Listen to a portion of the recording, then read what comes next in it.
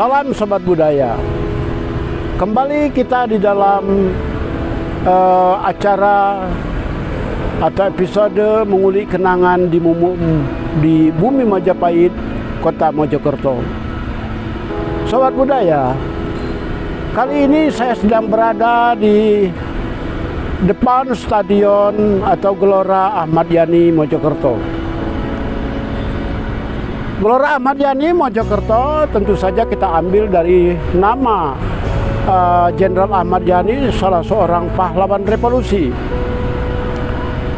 Gelora ini dibangun sekitar akhir 1970-an dan baru selesai sempurna sekitar awal 1980-an. Tadinya tempat ini merupakan awal-awal sekali merupakan daerah persawahan yang kemudian lama-kelamaan sekitar tahun 50-an, 60-an digunakan oleh penduduk untuk berbagai kegiatan. Lapangan sepak bola tidak resmi. Nah, melihat kesempatan tersebutlah akhirnya pemerintah kota Madya Mojokerto memanfaatkan lapangan tadi. Kemudian dibangunlah stadion yang kemudian kita kenal sekarang, Stadion Gelora Ahmad Yani. Gelora Ahmad Yani ini digunakan juga untuk berbagai kegiatan. Pada awal 1980-an seringkali digunakan untuk pemerintah Kota Mojokerto mengadakan upacara 17 Agustus, upacara bulan November, dan sebagainya. Selain itu, di Gelora Ahmad Yani ini juga pada awal 1980-an digunakan juga untuk pasar malam dan pameran-pameran yang sifatnya pameran pembangunan Kota Mojokerto. Dan seiring dengan adanya pameran-pameran tadi, diadakan juga pasar malam di halamannya sini yang tampak begitu luas. Kini stadion ini mulai jarang digunakan, sebagaimana kita lihat, walaupun tampak sangat bersih, stadion ini masih sepi dan jarang digunakan. Ini adalah salah satu monumen kenangan Kota Mojokerto yang tadinya daerah sepi, daerah pinggiran kota sekarang mulai ramai oleh penduduk. Sebelah sana tadinya merupakan daerah sepi juga, yang sekarang dibangun Perumnas Magarsari Indah. Sedangkan di sebelah sana, di sebelah barat sana terdapat Perumnas Wates, yang tadinya juga merupakan daerah persawahan.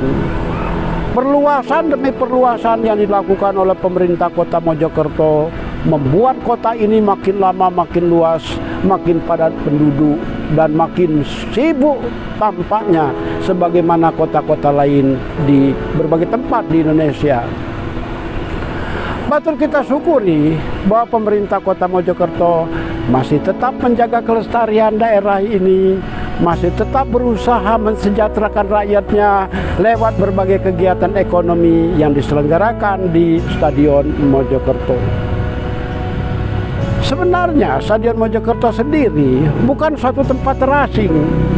Daerah ini sekitar tahun 1880-an telah dihuni oleh penduduk. Jalan di sebelah sana namanya Jalan Trunojoyo dan merupakan sebuah jalan yang padat sekali dengan rumah-rumah kuno sejak awal abad ke-20, bahkan sejak akhir abad ke-19, seiring dengan dibangunnya pabrik gula Sentanan Lor yang sangat besar di sebelah timur sana, dan pabrik spiritus pada tahun 1908 yang ada di barat laut sana. Kota Mojokerto kini kian berkembang dan makin semarak oleh berbagai kegiatan ekonomi. Suasana pandemi COVID-19 saat ini bagai tiada terasa di Kota Mojokerto. Aktivitas penduduknya berjalan sebagaimana biasa, dan itu sesuatu yang patut kita syukuri sebagai warga Kota Mojokerto.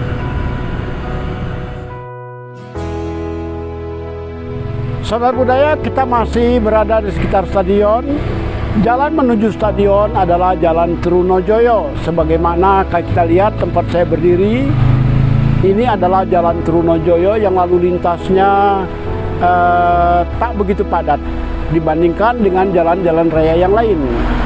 Walaupun di sana terdapat perkampungan yang sangat besar, yaitu Wates dan beberapa kampung yang lain. Sobat budaya, di belakang saya terdapat sebuah istana kecil, di mana istana ini terletak seperti saya katakan tadi di Jalan Trunojoyo. Istana, rumah ini menandakan sepastinya bahwa di penghujung abad ke-19 daerah ini sudah hidup dan ramai oleh penduduk. Rumah ini adalah bangunan sekitar tahun 1880.